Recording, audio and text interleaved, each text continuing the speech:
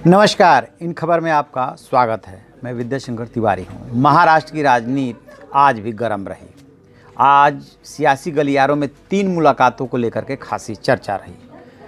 महाराष्ट्र के मुख्यमंत्री देवेंद्र फडणवीस पार्टी के अध्यक्ष और केंद्रीय गृह मंत्री अमित शाह से मिले। उधर एनसीपी प्रमुख कांग्रेस अध्यक्ष सोनिया गांधी से मिले। और महाराष्ट्र में जो संजय राउत है शिवसेना के नेता, वो राज्यपाल भगत सिंह कोश्यारी से मिले। इन तीनों मुलाकातों को सरकार से जोड़ करके देखा जा रहा है। स्वाभाविक है कि 9 नवंबर तक सरकार का गठन होना है और अभी तक बातचीत ही चल रही है और ये भी क्लियर कट कोई तस्वीर नहीं उभर रही है कि क्या होने वाला है। तो सबसे पहले बात करते हैं शरद पवार और सोनिया गांधी की मुलाकात की। शरद पवार मिले सोनिया गांधी से। उसके बाद उन्होंने कहा कि उन्हें तो विपक्ष में बैठने का जनादेश मिला है, संख्या बल नहीं है। लेकिन सोर्सेज के हवाले से जो खबर आ रही है कि सोनिया गांधी और शरद पवार में जो मुलाकात हुई और बात हुई, उसमें ये हुआ कि शिवसेना सिग्नल तो भेज रही है लेकिन कोई ऐसा कदम नहीं उठा रही है जिससे कि ये पता चले कि वो बीजेपी का साथ छोड़ रही है। लिहाजा यदि वो वास्तव में बीजेपी का साथ छोड़ रही है तो जो उसके केंद्रीय मंत्री हैं अरविंद सावंत, वो सबसे पहले अपनी कुर्सी छोड़े। शिवसेना उनसे कहे कि आप सरकार से अलग हो जाइए, इस्तीफा दीजिए। बात तो उसकी सही है कि कैसे पता चलेगा कि आप उनको सिग्नल भेज करके और कहीं ना कहीं जो है ये करना चाहते हैं कि इधर मोल तोल करना चाहते हैं।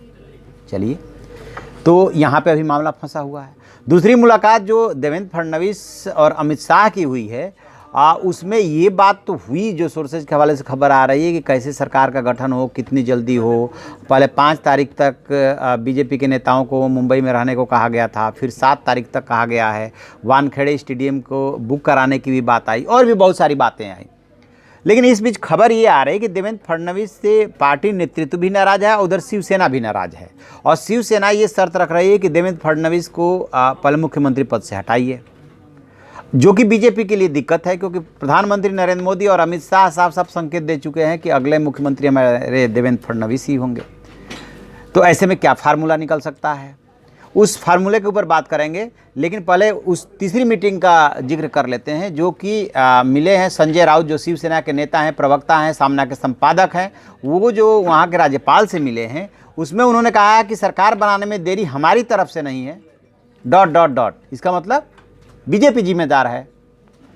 अब क्या तस्वीर उभर रही है, इससे 3 मुलाकातें, उसके बाद वहाँ विधायकों को रोक के रखना, क्या क्या विकल्प है। विकल्प बहुत सारे हैं, जिसमें कि सुधीर मुनगंटीवार ने जो ये बात बोल दिया था कि राष्ट्रपति शासन का भी विकल्प है, तो वास्तव में राष्ट्रपति शासन का भी विकल्प है। सबसे पहले विकल्प है कि बीजेपी जो है अल्पमत की सरकार बनाए, देवेंद्र फडणवीस मुख्यमंत्री बने। उसके बाद विश्वास मत जुटाने के लिए, विश्वास मत हासिल करने के लिए जो समय मिलेगा, उसमें जो है विधायकों से बातचीत की जाएगी, शिवसेना से बातचीत की जाएगी। यदि नहीं ऐसा होता है तो बीजेपी के सामने विकल्प ये है कि राष्ट्रपति शासन लगाए, कुछ दिन के लिए इसको सस्पेंडेड मोड में रख दिया जाए। और तीसरा विकल्प ये है कि बीजेपी जो है शिवसेना के शर्तों के सामने झुके, तो शिवसेना के शर्तों के सामने वो झुकने को तैयार नहीं है, मतलब कि सीएम पद दे दे जो उद्धव ठाकरे मांग रहे हैं। फिर क्या हो सकता है? तो अब जो नई और ताज़ी खबर आ रही है उसमें ये आ रही है कि एक तो देवेंद्र फडणवीस को सीएम पद से हटाने के लिए शिवसेना ने मांग रखी है। दूसरा, जो 4 मंत्रालय हैं उस पर शिवसेना ने दावा ठोक दिया, वित्त, राजस्व, होम और नगर विकास। अब यहीं पे वो मामला है जहाँ पे कि फंस रहा है कि देवेंद्र फडणवीस यदि सीएम बन भी गए तो बहुत ही कमज़ोर सीएम हो जाएंगे। अभी जो राजस्व मंत्रालय है वो चंद्रकांत पाटिल के पास है और वित्त मंत्रालय सुधीर मुनगंटीवार के पास है। इन दोनों नेताओं को, चंद्रकांत पाटिल और सुधीर मुनगंटीवार को, बीजेपी में सीएम मटेरियल माना जाता है, यानी कि वो नेक्स्ट टू सीएम है और सीएम बनना चाहते हैं।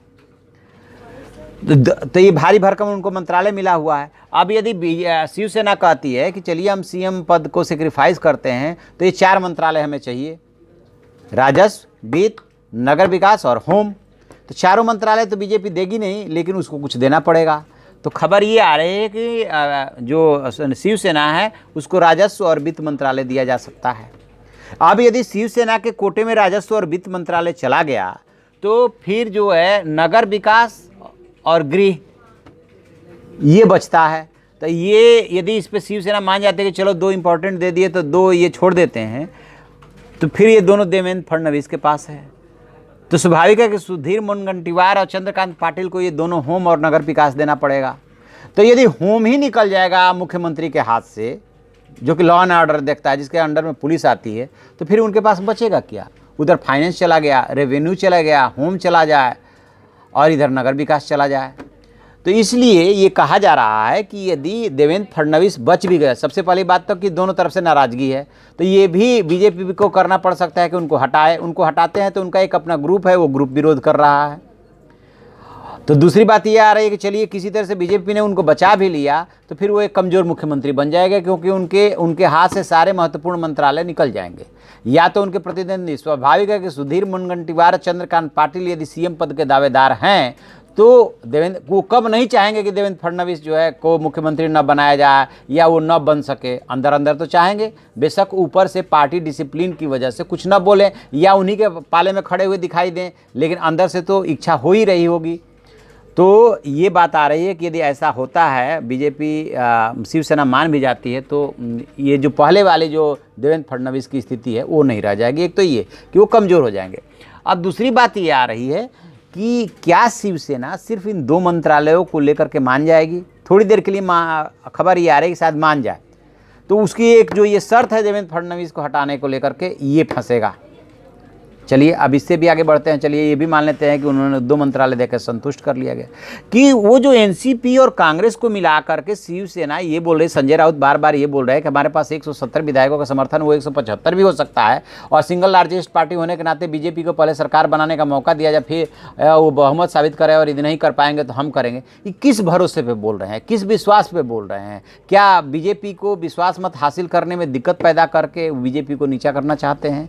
क्योंकि अब बीजेपी की अब बोली इसलिए थोड़ी नहीं निकल रही है कि जो सुधीर मुनगंटीवार दावा कर रहे थे, और भी जो उनके नेता एक संजय हैं, राज्यसभा के सदस्य, वो जो दावा कर रहे थे कि उनके संपर्क में 45, तो कोई कह रहा था कि 27 विधायक है, वो एकनाथ शिंदे को विधायक दल का नेता बना करके उस जो उनकी तलवार की धार थी बीजेपी की तोड़ने वाली, उसको कुंद कर दिया है। यानी कि एकनाथ शिंदे जैसे ही बने हैं वैसे ही उन्हीं के नेतृत्व में पार्टी को तोड़ने की बात चल रही थी। अब उन्हीं के कंधे पे जो है शिवसेना ने बंदूक रख दी, उन्हीं को जिम्मेदारी दे दी।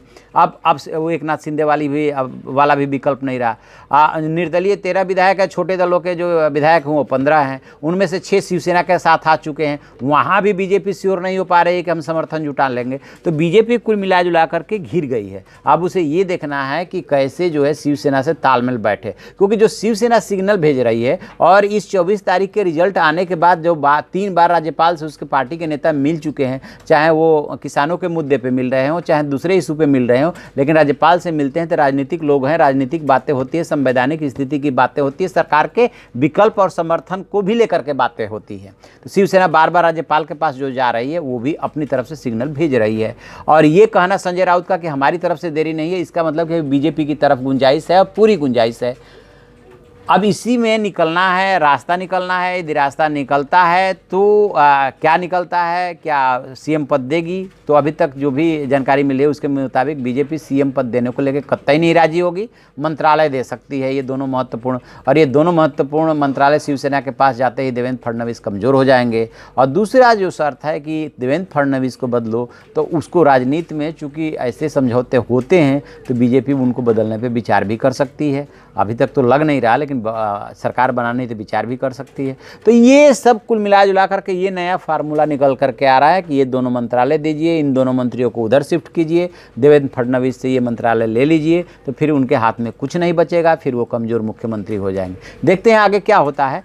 जो भी इसमें और अपडेट मिलेगा हम आपको बताएंगे। आप देखते रहिए हमारा डिजिटल चैनल इन खबर। Thank you. इन खबर चैनल को सब्सक्राइब करें और बेल आइकन दबाना ना भूलें।